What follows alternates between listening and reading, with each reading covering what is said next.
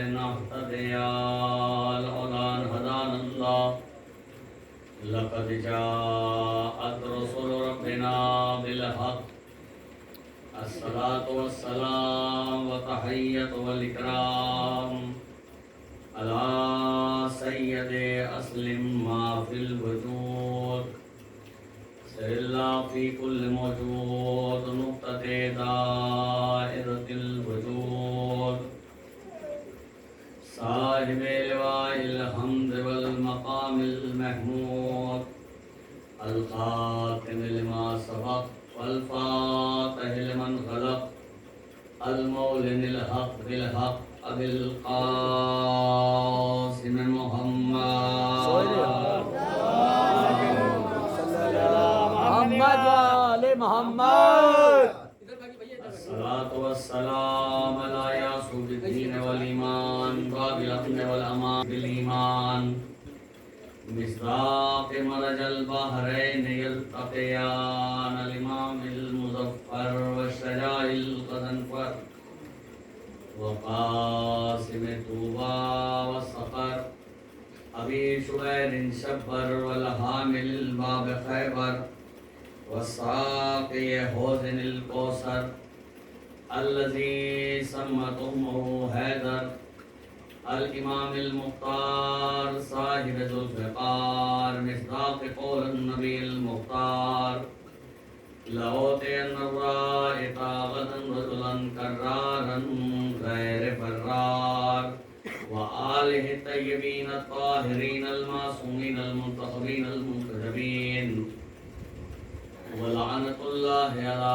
أعدائهم أجمعين من يومنا هذا إلى قيامه يوم الدين أما بعد وقد قال سبحانه وتعالى في محكم كتابه وأحسن خطابه وقوله الحق بسم الله الرحمن الرحيم صلوات اللهم صل على محمد وعلى محمد محبان اہل بیت علیہم السلام اور معزز سامعین اکرام سوگواران سرکار سید الشہداء اور ماتم داران ماہ مظلوم کربلا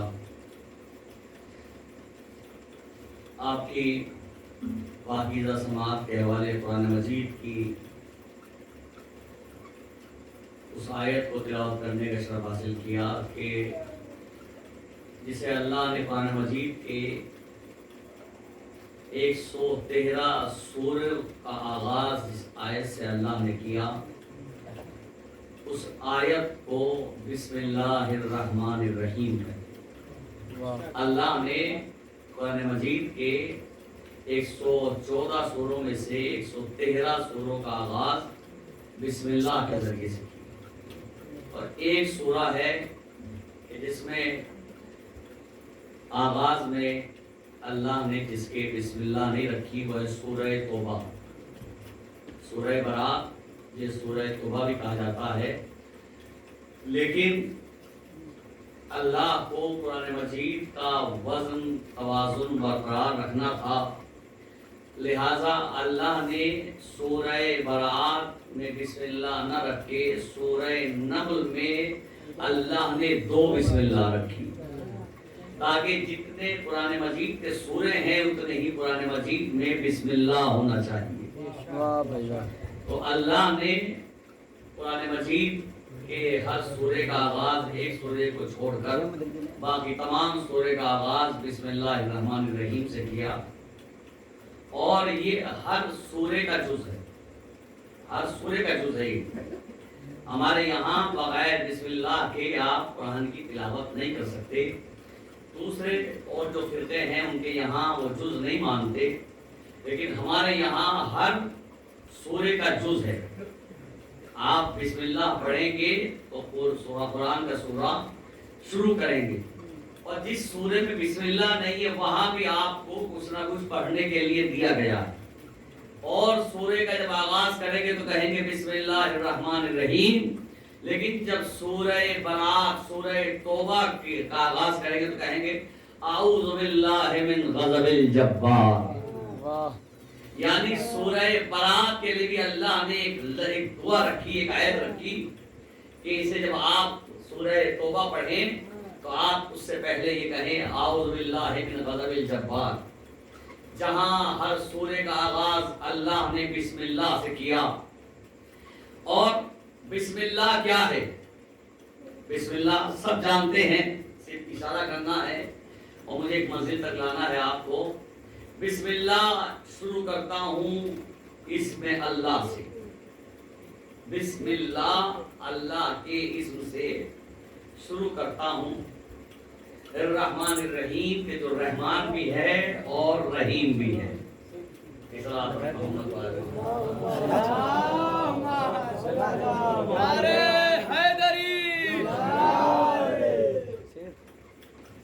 ایک اور صلوات پڑھتے ہیں محمد والے۔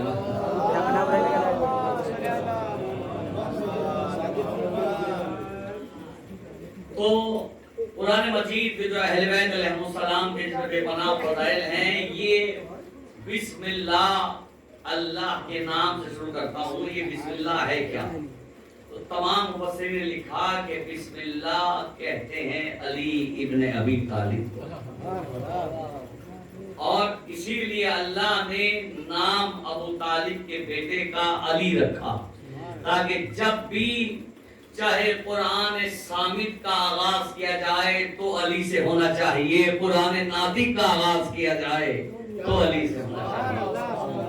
سارے 12 کے 12 قرآن ناطق ہیں، لیکن اللہ نے پہلے امام کا نام علی رکھ کے بتا دیا کہ یہاں بھی علی سے آغاز ہوگا اور قرآن میں بھی علی سے آغاز ہوگا۔ ایک دن ہمارے چوتھے امام حضرت علی بن حسین زین العابدین علیہ السلام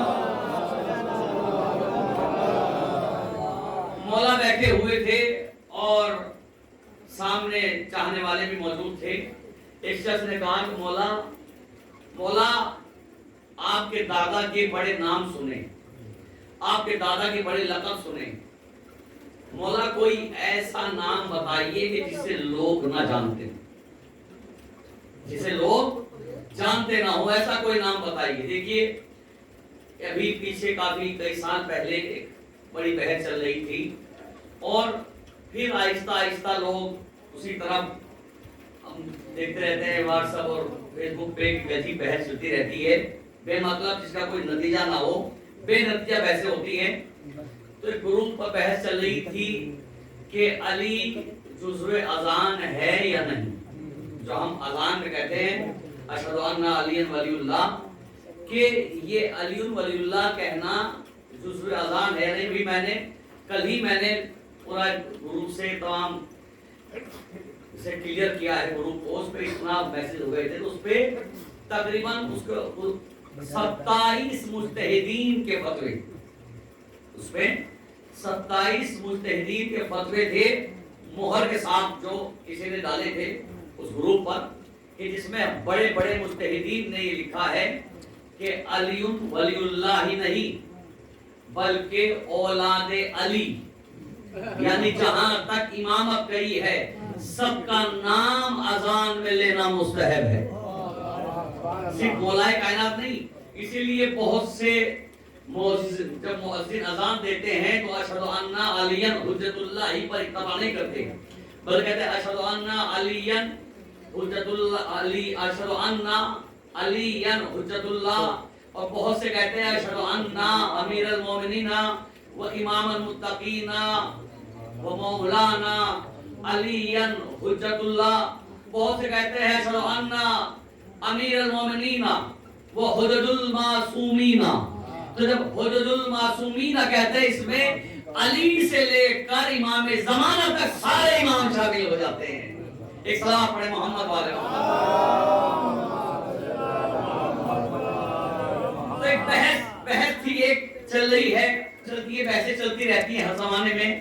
ایک وقت آتا ہے کہ لوگ بحثیں کرتے ہیں کہ علی جزو اذان ہے یا نہیں، علی جزو نماز ہے یا نہیں، علی کے بارے میں بحثیں ہوتی ہیں۔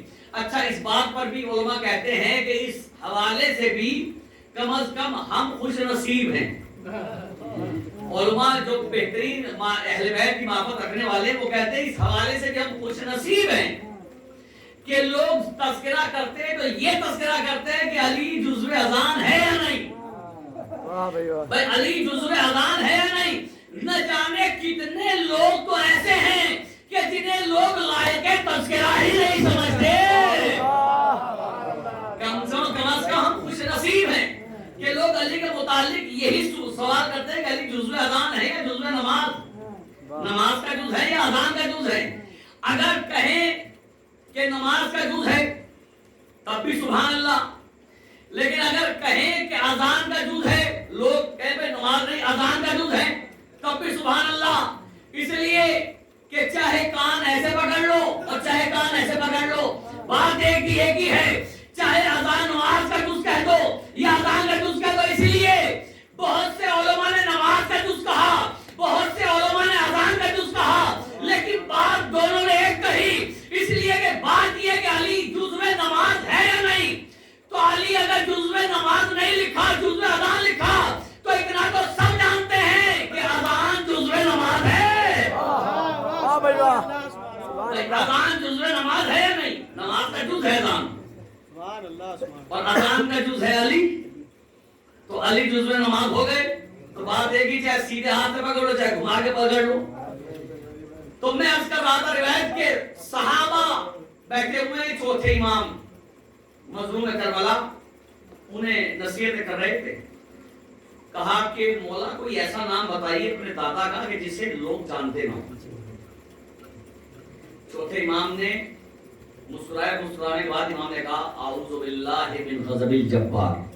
آپ نے سورہ توبہ کی آیت پڑھی, اعوذ باللہ من غضب الجبار وَأَذَانٌ مِّنَ اللَّهِ وَرَسُولِهِ.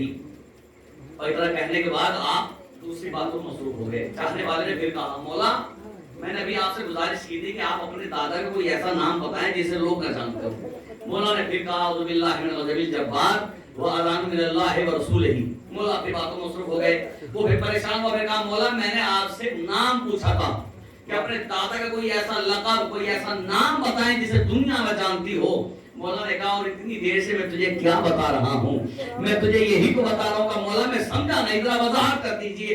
مولا نے کہا کہ اللہ نے قرآن مجید کے سورہ توبہ میں جو یہ آیت رکھی ہے وہ اذان من اللہ ورسولہ, کہ اللہ اور اس کے رسول کی طرف سے تمہارے لیے اذان آ چکی. تو اس آیت میں اذان سے مراد میرے دادا علی ابن ابی طالب ہے. اس آیت میں اذان سے مراد میرے دادا علی ہے.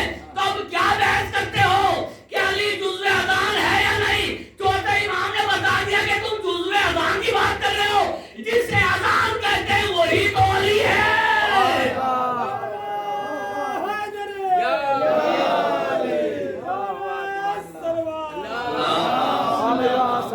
سبحان اللہ. جسے تم اذان کہتے ہو وہی علی ہے. اور ہر طرح کے لوگ ہوتے ہیں, پھول سے علی میں نہ جانے.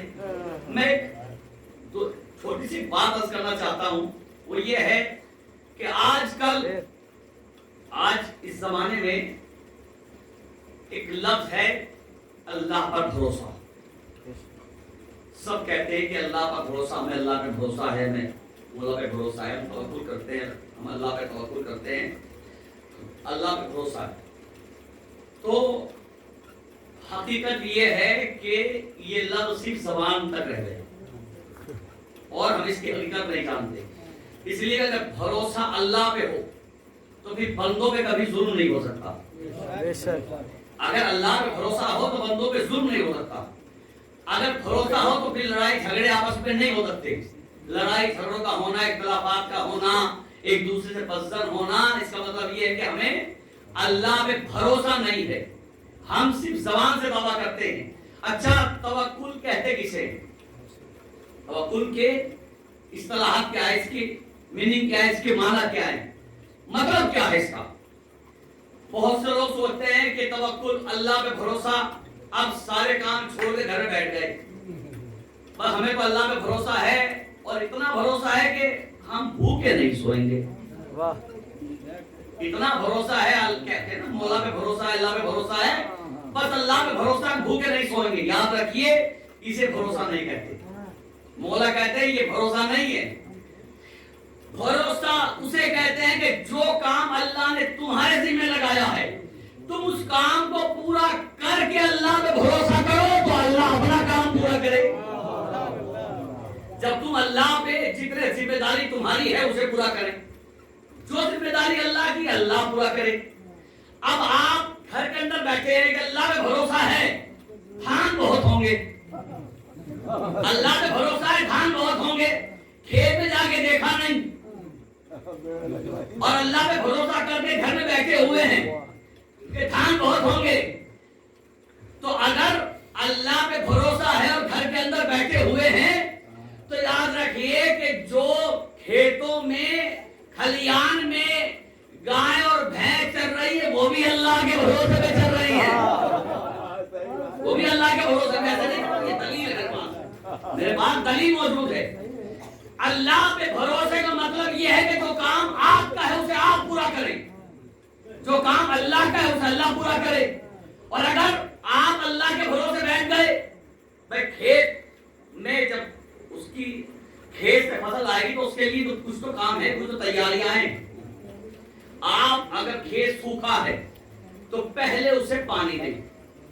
جب اگر تری زیادہ ہو جائے تو انتظار کریں, کچھ تری کم ہو جائے تو اس میں ہل چلائیں.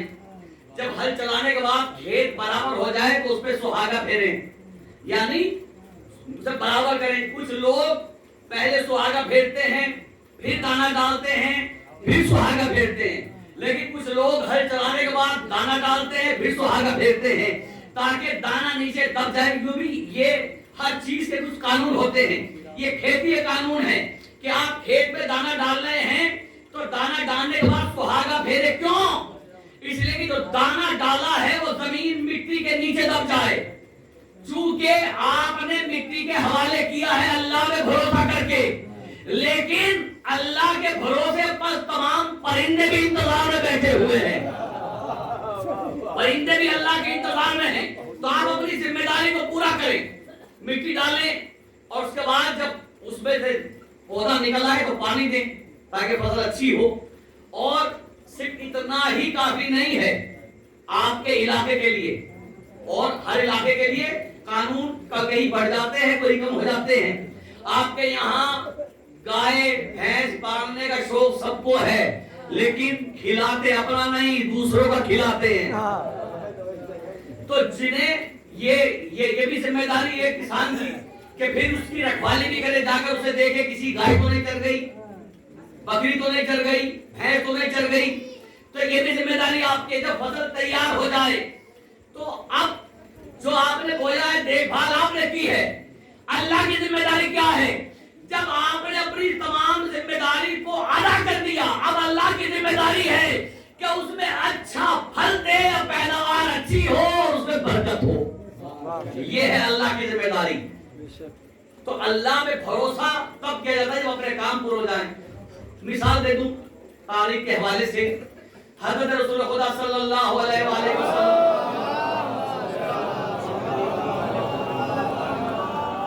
سرکار رسالت میں آپ کے بیٹھے ہوئے تھے. ایک شخص رسول اللہ کی بارگاہ میں آیا اور آنے کے بعد اس نے بھیا اسے جلا دو, ادھر آ جاؤ, آ جاؤ. نعرہ حیدری, نعرہ صلوات. یا تو پہلے سے جلتی نہیں, اب جل رہی ہے تو اسے بجھنے سے بالکل ایسا اندھیرا ہو گیا, کیونکہ آنکھیں جو ہے وہ آدھی ہو گئی ہیں. سلام پڑھے محمد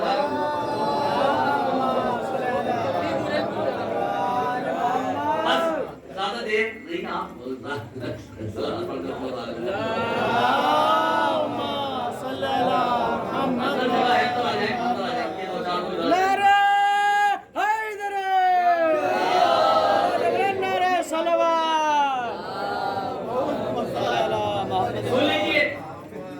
خدمت رسالت مآب میں آئے اور آنے کے بعد بیٹھ گئے. رسول اللہ کی زیارت کی, کہنے لگے چاہنے والا ہے رسول اللہ کا. کہتے ہیں اللہ کے رسول بس میں صحرا میں تھا, اپنی بکریاں چلا رہا تھا, اچانک آپ کی زیارت کا شوق بیدار ہوا تو اپنے تمام بکریاں بھیڑ بکریاں ریوڑ کو اللہ کے بھروسے چھوڑ کر آپ کی زیارت کے لیے آ گیا. رسول اللہ نے کہا کہ بندہ خدا یہ تو نے کیا کیا؟ کہ اللہ کے رسول آپ کی زیارت کا شوق پیدا ہوا تھا اس لیے سب کچھ اللہ کے بھروسے چھوڑ کر چلا آیا. یہ میں ہوا میں بات کریں رسول اللہ کہہ رہے ہیں. رسول اللہ کا بندہ خدا اگر تو اپنی بکریاں اور دمبے اللہ کے بھروسے چھوڑ کر آیا ہے تو اسی جنگل میں بھیڑیے میں تو اللہ کے بھروسے پھر رہے ہیں. اللہ کے بھروسے تو نے کیوں چھوڑایا؟ کہ جا اپنی بھیڑ اور بکریوں کی حفاظت کر. اس کا نام اللہ کا بھروسہ نہیں ہے بلکہ اپنے سارے کام انجام دینے کے بعد اللہ کا بھروسہ کیا جاتا ہے. ایک اور مثال ملتی ہے تاریخ کے اندر کہ مولا چھٹے امام حضرت امام جعفر صادق علیہ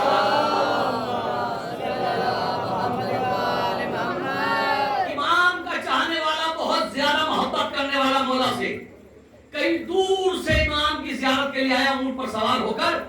اور جب مدینے پہنچا چھٹے امام کی بارگاہ میں تو شوق زیارت میں اونٹ کو بٹھایا بھی نہیں, کھڑے کھڑے اونٹ سے نیچے کودا اور دوڑ کر امام کے پاس پہنچ گیا. امام مسجد میں بیٹھے ہوئے تھے, امام کی بارگاہ میں آ گیا, امام کے قدموں کو بوسہ دیا, بیٹھا رہا. مولا نے کہا کہ بہت دور سے آئے گا مولا, بڑی دور سے آپ کی زیارت کے لیے آیا ہوں اور اب مجھ سے اتنا بھی برداشت نہیں ہوا کہ میں اپنے اونٹ کو بٹھاتا اسے باندھتا تب آپ کی بارگاہ میں آتا. مولا نے کہا جب تیری زیارت قبول ہوئی پہلے جا کے اپنے اونٹ کو سنبھال, پہلے جا کے اپنے اونٹ کو سنبھال.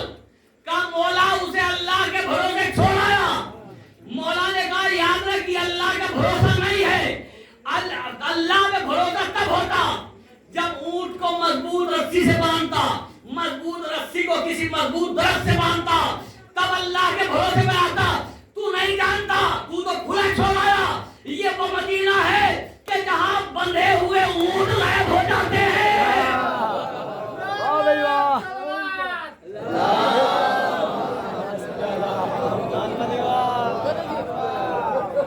ایک اور صلاۃ پڑھیں محمد والے.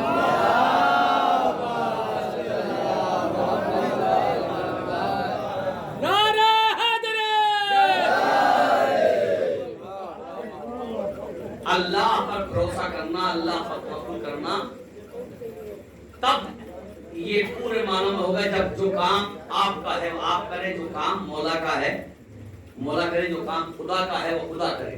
لیکن اگر آپ اپنے کاموں کو انجام نہیں دیں گے تو یہ خدا پر بھروسہ نہیں کہلاتا بلکہ بے وقوفی کہلاتی ہے. اور بے وقوفی کا اسلام میں کوئی جگہ نہیں. پہلے آپ اپنے کام پورے کریں تاکہ پروردگار عالم آپ کو جزا دے. جب آپ نے اپنے کام ہی پورے نہیں کیے اور اللہ میں بھروسہ کرے گھر کے اندر بیٹھے ہیں, ہر مولا کہہ رہے ہیں موحد مولا, آج مثال بیان کی جاتی ہے یہ میرے مولا کا جملہ ہے. مولا نے فرمایا حرکت میں برکت ہے. یہ مولا کے نہج بلاغہ میں جملہ ہے. مولا کہتے ہیں حرکت میں برکت ہے, اگر آپ کچھ کریں گے تو اللہ برکت دے گا, لیکن جب حرکت ہی نہیں ہے تو برکت کہاں سے آ جائے گا. اب حرکت کے بھی کئی معنی لیے جاتے ہیں. ایک وہ حرکت ہے کہ جو نیک ہے, ایک وہ حرکت ہے کہ جو بد ہے. تو حرکت بھی کرو تو نیک والی حرکت کرو, بد والی حرکت نہ کرو. اس لیے کہ لوگ اسے بھی مثال جب دیتے ہیں تو دو طرح سے دیتے ہیں. تو ہر جو مولا نے جس معنی میں استعمال کیا اس معنی میں استعمال کریں کہ حرکت کریں یعنی اپنے آپ کو محنت کریں, کوشش کریں, اور جب محنت اور کوشش کریں گے تو پروردگار عالم آپ کو اس کی سزا دے گا. صلاۃ پڑھیں محمد والے.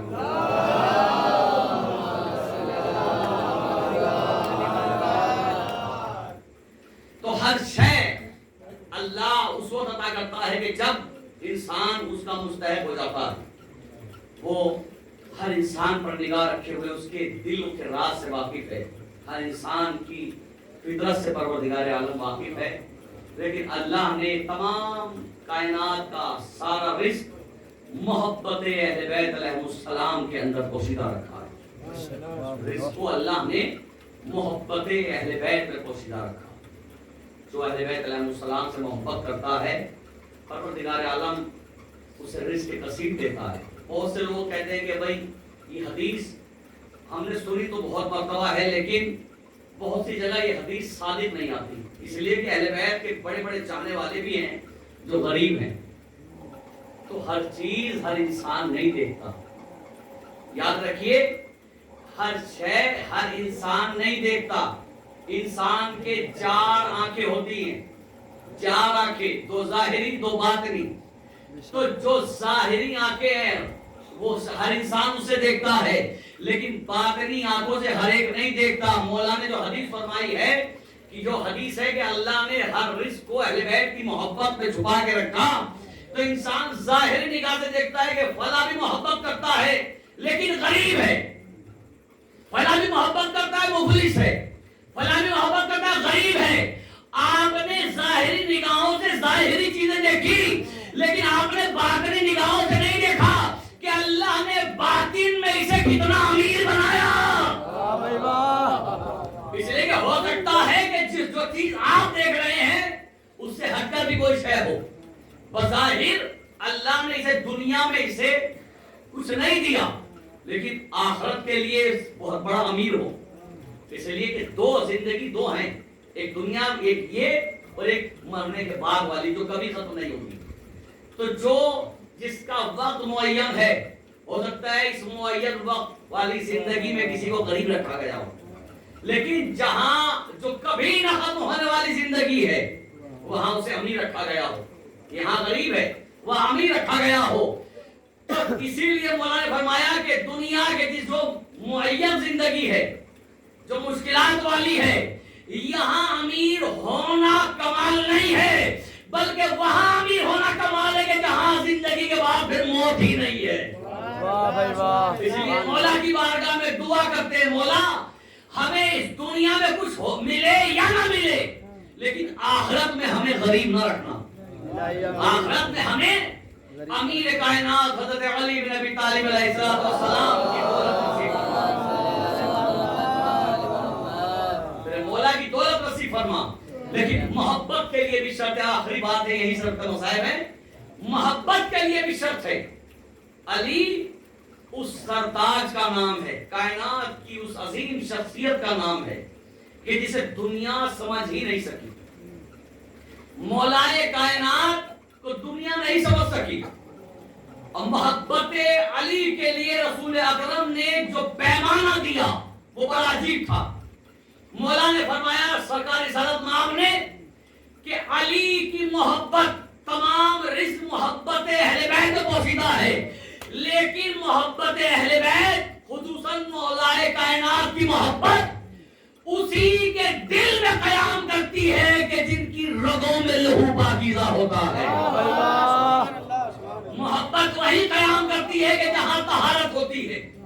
جہاں طہارت نہیں ہوتی وہاں محبت علی نہیں ہوتی، وہاں محبت اہل بیت نہیں ہوتی. تو محبت کے لیے طہارت کی شرط ہے. وہ روایت ہے اور کسی زمانے کی کہ ہوا یہ کہ آبادی تھی، بستی تھی، علی کے چاہنے والے بھی رہتے تھے اور دشمن اہل بیت بھی رہتے تھے. پہلے تو ایسا ہی ہوتا تھا کہ بستی میں مسجد ہے سب لوگ اسی میں نماز پڑھ لیتے ہیں. مولانا ہیں اگر اہل سنت ہے تو اسی سے کام چلاتے تھے، کوئی نہیں ہے تو اسی نے نماز پڑھا دی. کیونکہ 4 تکبیریں سب کی ایک سی 5ویں تکبیر بتاتے. ہمارے ہاں 4 تکبیریں ایک سی 5ویں بتاتے ہیں تو 5ویں تکبیر جو ہے وہ اپنا دیکھ کے پڑھا دی. ایسے بھی ہوتا تھا. تو بستی تھی، بستی کے اندر سب لوگ رہتے تھے، مولانا بھی تھے، اعلیٰ حضرت.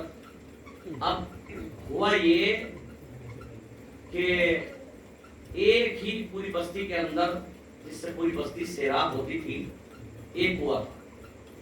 پوری بستی کو پانی اسی سے ملتا تھا. ہوا یہ کہ ایک دن ایک کنویں کے اندر ایک کتا گر گیا اور گر کے مر گیا. جب کتا گر کے مر گیا اور پانی میں پھول گیا تو اس کے بال پھولنے کے بعد جسم سے الگ ہونے لگے.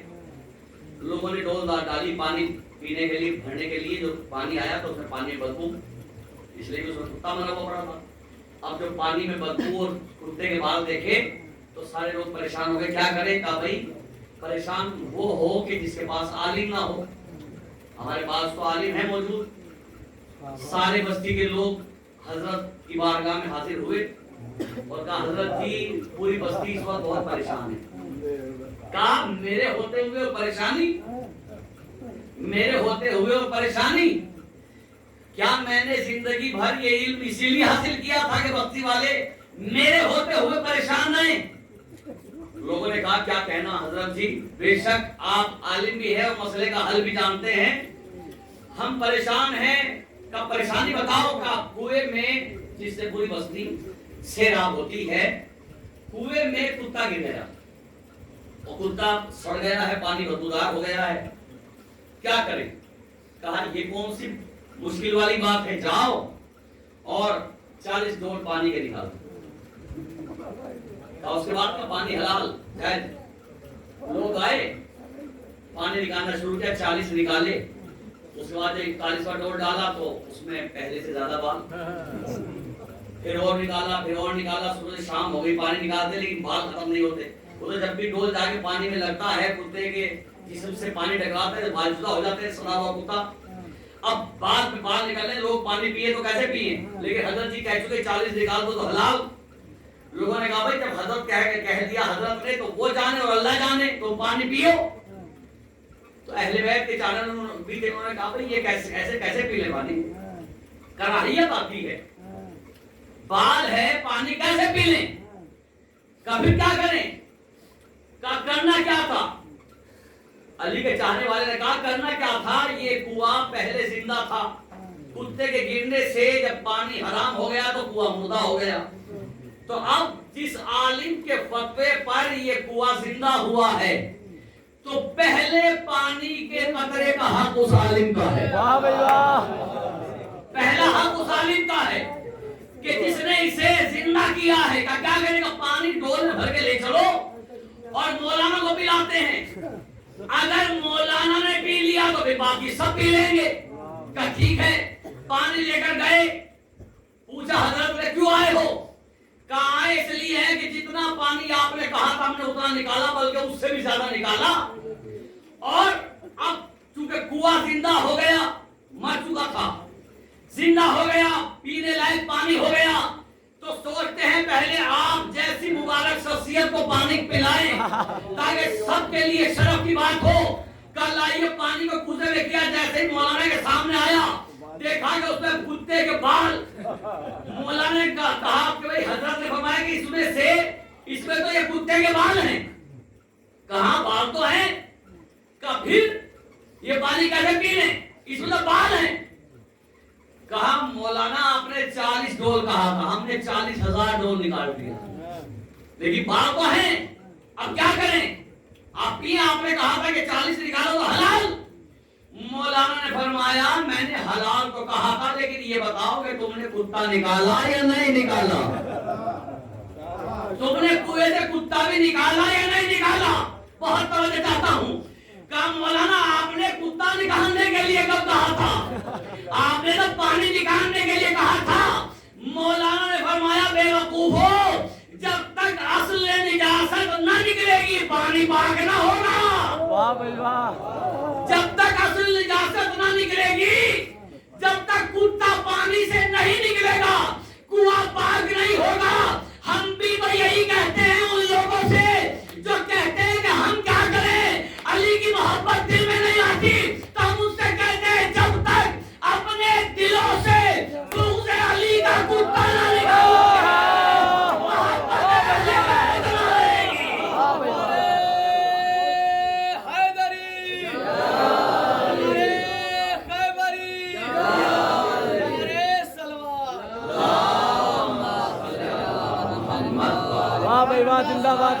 اپنے دلوں سے بغض علی کا کتا نہیں نکالیں گے تب تک اہل بیت کی محبت نہیں آ سکتی. اس لیے کہ محبت کے لیے پاکیزہ ضبط کی ضرورت ہے. ناپاک ضبط میں محبت علی نہیں آتی. اسی لیے اس محبت کو عظیم کہا گیا، اس محبت کو بہت اعلیٰ کہا گیا. سب کچھ इस मोहब्बत अली के सदक़े में जिस की भी इंसान जिस शय की भी ख्वाहिश करता है जो अल्लाह की जानिब से मिलने वाली है, हर शय को अल्लाह ने अली की मोहब्बत के अंदर रखा। क्योंकि मुझे हुक्म हुआ है कि मसाइब जो है वो आप थोड़े ज़्यादा पढ़िएगा, चाहे फजाइल कम पढ़ें। और मसाइब में भी हुक्म हुआ है मुझे एक अजीम शख्सियत के हवाले से कि मैं उनके मसाइब आपकी खिदमत में अर्ज़ करूँ। अली कायनात की उस शख्सियत का नाम है कि अल्लाह ने जिसको उमूद दीन कहा, दीन की बुनियाद कहा। अगर अली ना होते तो दीन की बुनियादें खत्म हो जाती, दीन की दीवारें गिर जाती। ये मौला अली की वजह से आज दीन इतनी मजबूत बुनियादों पे खड़ा हुआ। लेकिन इस दीन की बुनियादों के लिए मौला अली ने बड़ी कुर्बानी दी। मेरे मौला ने इस दीन की मजबूती के लिए एक से एक अजीम कुर्बानी पेश की। शब शहादत है दो मासूम की, और ये शब बड़ी अजीम शब है, इसलिए कि इस शब में आपको एक ही बीवी को दोनों पुरसे देने हैं। ये शब वो उस बीवी को पुरसा देना है कि जो बाप का पुरसा लेने के लिए भी आई है और अपने लफ्ज़ जिगर का पुरसा लेने के लिए भी आई है। दोनों मासूमीन की शहादत नहीं पड़ता, लेकिन एक फिक्रा कहकर मुझे करीब जवान के हवाले से मजलिस को पढ़ना है। लेकिन ये शब पुरसा हम शहजादे की खिदमत में उनके बाबा का पेश करते हैं, उनके लफ्ज़ जिगर हज़रत इमाम हसन का पुरसा पेश करते हैं, इसलिए कि बीवी बड़ी मजलूमा है, बहुत मजलूमा बीवी है। मौलाए कायनात ने अपनी पूरी नस्ल इस्लाम के ऊपर कुर्बान की। वादे रसूल मौलाए कायनात ने सब्र का वो मुजाहिरा किया कि कायनात में कोई भी बहादुर ऐसा सब्र का मुजाहिरा नहीं कर सकता। अली जैसी शख्सियत के लिए क्या कोई सोच सकता है? अली जैसी शख्सियत, इतनी बहादुर तरीन शख्सियत मौलाए कायनात की, क्या कोई सोच सकता है कि अली के होते हुए ज़हरा की पसलियां तोड़ दी जाए? आप सोचें कि मेरे मौला ने कितना सब्र किया है। मेरे मौला ने, ये अली की जात थी, वरना कसम खुदा की वो मंजिल थी कि जहां कोई भी सब्र नहीं कर सकता,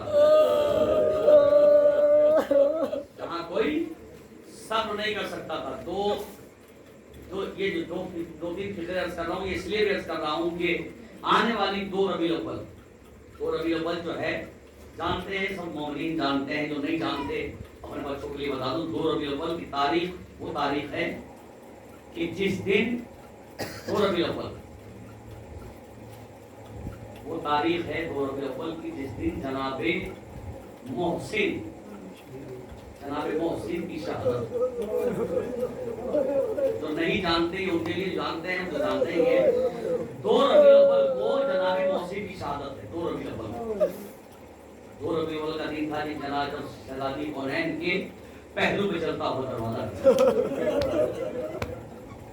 और यही वो कयामत का दिन था कि जिस दिन अली जैसे शुजा के गले में रस्सी का फंदा डाला।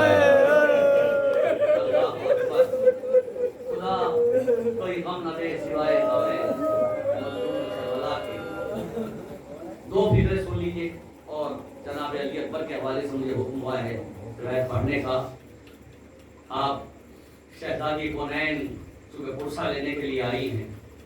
तारीख कहती है कि जनाबे हजरत रसूल खुदा का आखिरी वक्त था और रसूल आवाज दे रहे थे, बेटी ज़हरा, मेरे लफ्ज़ जिगर मेरे करीब आओ। जनाब ज़हरा करीब आई रसूल अल्लाह के सर को अपने सामने पे रख कर बैठ गई।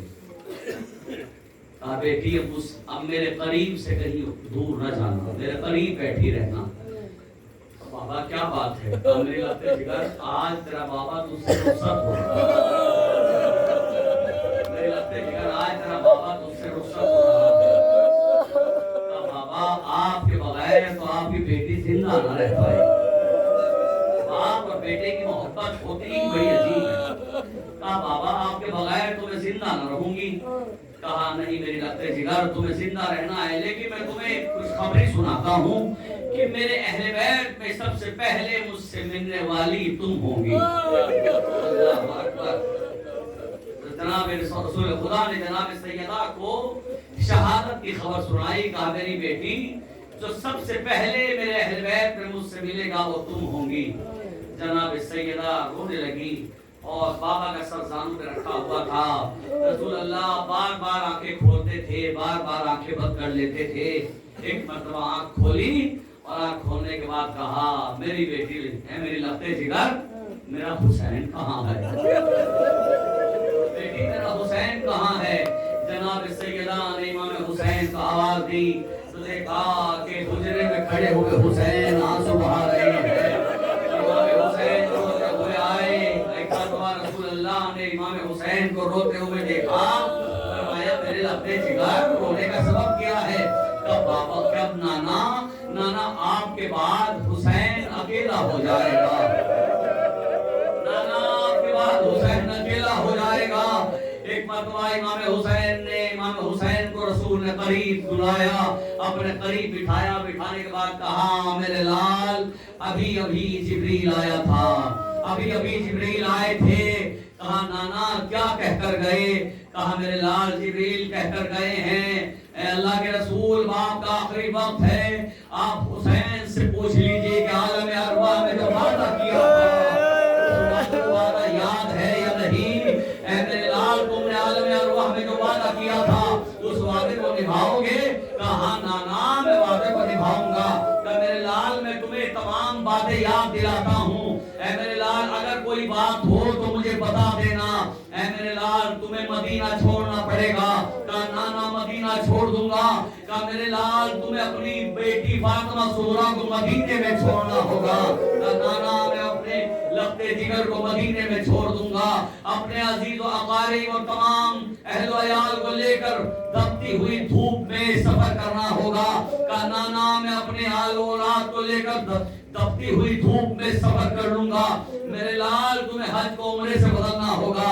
कहा नाना हज को उम्रे से बदल दूंगा। कहा मेरे लाल राह में मुस्लिम की शहादत की खबर आएगी। हुसैन तुम्हें सब्र करना होगा। कहा नाना मैं सब्र कर लूंगा। अदादारो रसूल अल्लाह एक एक बात याद दिला रहे हैं। यहाँ तक के रसूल ने कहा मेरे लाल 2 मुहर्रम को करबला में वारिद होंगे। किनारे से खेमे हटाना होंगे। नाना खेमे हटा लूंगा। मेरे लाल तुम पे पानी बंद किया जाएगा। नाना मैं सब्र कर लूंगा। मेरे लाल बच्चों की अलबस की सदाएं मेरे लाल सदाएं बुलंद होंगी। नाना मैं बर्दाश्त कर लूंगा। इमाम हुसैन को एक खबर दे रहे हैं अदादारो। इमाम हुसैन से कहा मेरे लाल करबला का मैदान वो अजीम मार्का होगा जहां तुम्हें सुबह आशूर से लेकर असर आशूर तक लाशों पे लाशें उठाना पड़ेंगे। नाना मैं एक एक का लाशा ले आऊंगा। मेरे लाल हुसैन हबीब का लाशा उठाना होगा। मुस्लिम इब्न औफजा का लाशा उठाना होगा। ज़ुहरकैन का लाशा उठाना होगा। हुर्र दिलावर का लाशा उठाना होगा। शबीब शागिरी का लाशा आबिस का लाशा उठाना होगा। इमाम हुसैन एक एक का इकरार करते चले गए। उसके बाद इमाम हुसैन से रसूल अल्लाह ने कहा ऐ मेरे लाल हुसैन अरे जरा मुझे सहारा देकर बिठा दो। अदादार को सहारा देकर रसूल अल्लाह को बिठाया। रसूल अल्लाह की आंखों से आंसू जारी थे। जनाब सैयदा रसूल अल्लाह के आंसू पहुंच रही थी। एक मर्तबा जनाब रसूल खुदा ने कहा मेरे लाल तुझे अपने अजीजों के लाशें उठाने होंगे। नाना उठा लाऊंगा। कौन मोहम्मद का लाशा उठा लाऊंगा।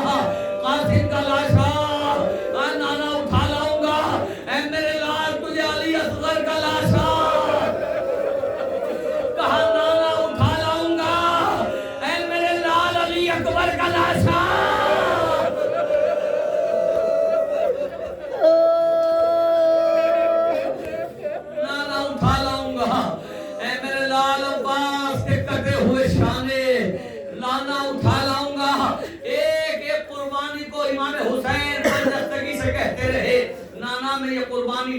दूंगा, नाना मैं ये कुर्बानी भी दे दूंगा, मेरे लाल तुझे सर कटाना होगा, कहा नाना मैं सर कटा लूंगा, मेरे लाल अरे तेरी शहादत के बाद तेरा सर नो के नेजा पे बुलंद होगा, कहा नाना अपने सर को नो के नेजा पे बुलंद करा लूंगा, ऐ नाना गवाह रहना, अरे मैं कटे हुए सर से कुरान की तिलावत करूंगा, कहा मेरे लाल मरहबा, लेकिन मेरे लाल तेरी शहादत से भी इस्लाम न बचेगा, ऐ मेरे लाल तेरी लाश को पामाल किया जाएगा, कहा नाना मैं बर्दाश्त कर लूंगा। एक मरतबा इमाम हुसैन से रसूलुल्लाह ने चारों तरफ देखा और देखने के बाद कहा मेरे लाल तेरी शहादत के बाद जो रात आएगी उसे शाम गरीबा कहा जाएगा, ऐ मेरे लाल शाम गरीबा होगी, ऐ हुसैन शाम गरीबा में ज़ैनब की चादर छीनी जाएगी,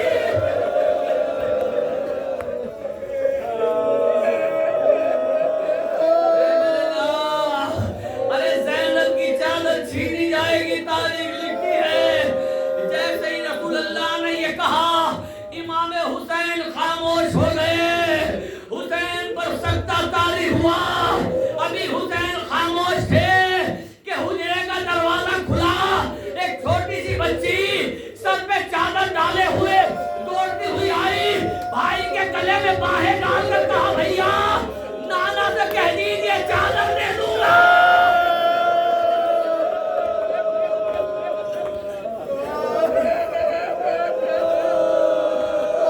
नाना से कह दीजिए चादर दे दूंगा, ऐ भैया अगर करबला में तू सर देगा ज़ैनब सर की चादर दे देगी। अल्लाहु अकबर। अज़ादारो जनाब सैयदा तड़प रही हैं और रसूलुल्लाह इमाम हुसैन को वादा याद दिला रहे हैं, वादा याद दिलाया, अचानक दक्कुल बाब हुआ, जनाब सैयदा ने कहा बाबा कोई दरवाजे पर खड़ा है, बाबा कोई दरवाजे पे खड़ा है। एक मर्तबा जनाब रसूलुल्लाह ने कहा बेटी जो दरवाजे पे खड़ा है इसे आने की इजाजत दे, ऐ मेरी लम्बे जिगर इसे आने की इजाजत दे दे, बेटी के तेरे दर का शरफ है वरना ये किसी दरवाजे पे नहीं रुकता। बाबा ये कौन है? का ये मलकुल मौत, ऐ बेटा तेरे बाबा की रूह कब्ज करने आया है। अज़ादारो जनाब सैयदा का बाबा, बाबा आपके बाद में कैसे जिंदा रहूंगी। अज़ादारो जनाब सैयदा ने इजाजत दी, मलकुल मौत घर में दाखिल हुआ, घर में दाखिल होने के बाद तारीख कहती है मलकुल मौत ने रूह कब्ज करने से पहले सैयदा को पुरसा दिया, सैयदा की बारगाह में पुरसा पेश किया और उसके बाद रसूलुल्लाह की इजाजत से रूह को कब्ज किया, जनाब रसूलुल्लाह की वफात हो गई। बस एक फिक्रा है, रसूलुल्लाह की वफात हो गई। तारीख कहती है कि जनाब सैयदा बाद रसूल जितने दिन में जिंदा रही इंतजार करती रही कि उम्मत में कोई आके पुरसा पेश करे। मैं कहूंगा बीबी अरे आपके हुसैन के चाहने वाले आपकी बारगाह में पुरसा पेश करने के लिए आए हैं, बीबी बाबा का पुरसा कबूल करो।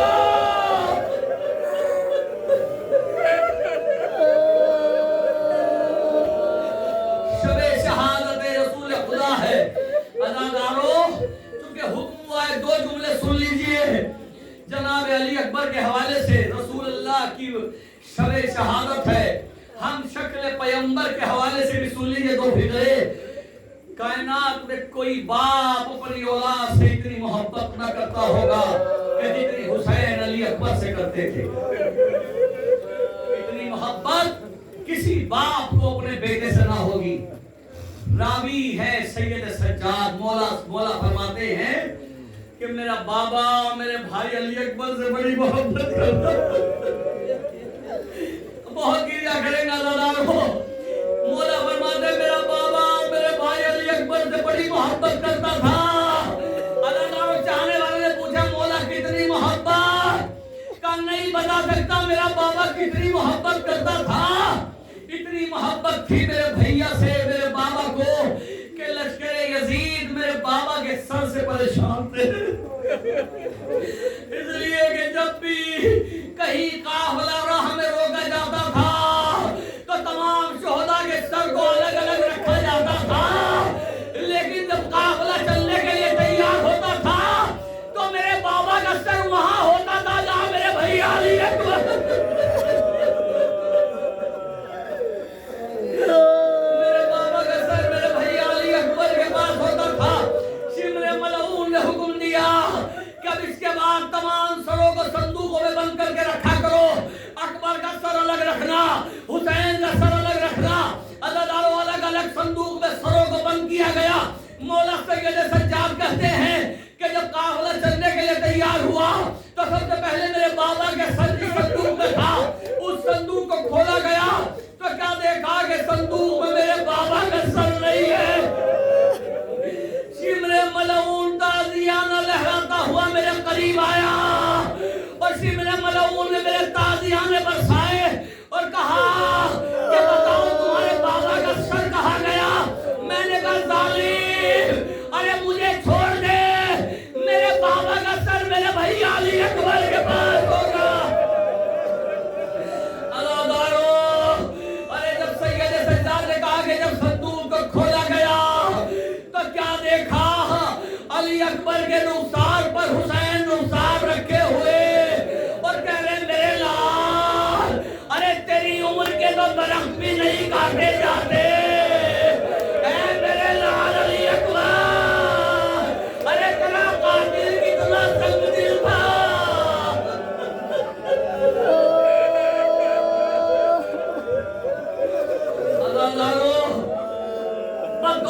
इबादत तमाम मौला सैयद सज्जाद फरमाते हैं कि काफिला चलता था तो सरों को नोके नेज़ा में बुलंद कर दिया जाता था। अगर आपने महसूस कर लिया तो मर जाने के लिए काफी है।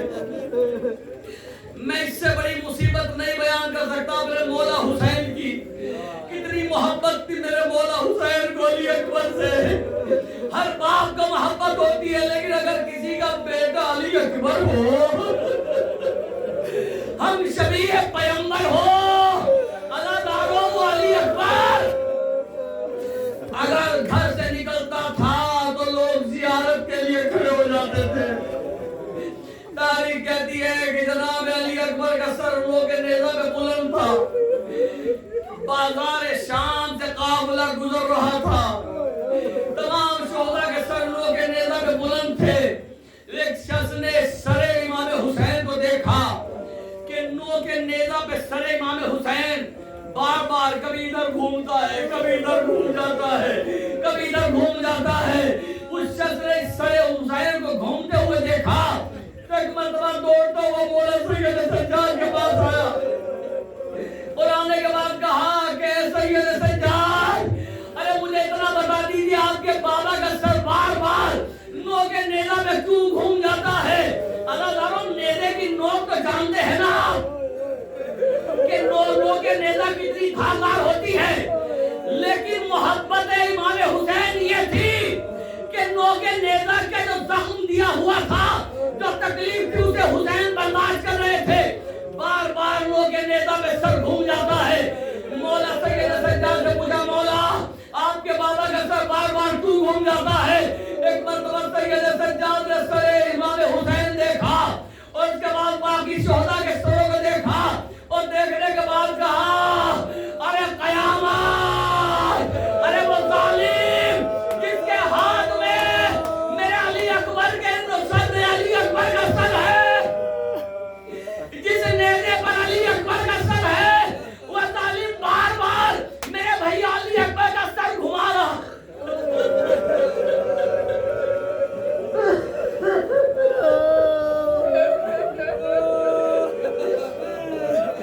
मौला सैयद सज्जाद फरमाते वो जालिम, अरे जिसके हाथ में वो नेज़ा है जिस पे अली अकबर का सर है, वो उसे बार बार घुमा देता है।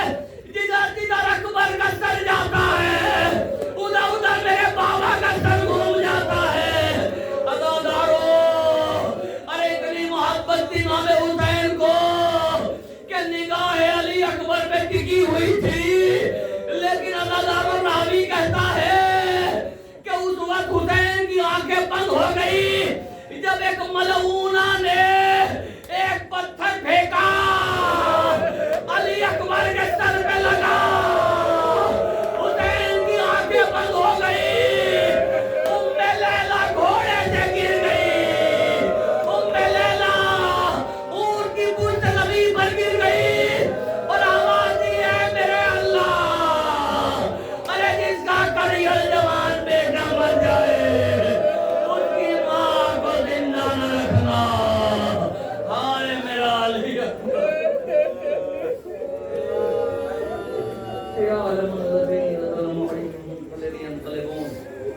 إنا لله وإنا إليه راجعون۔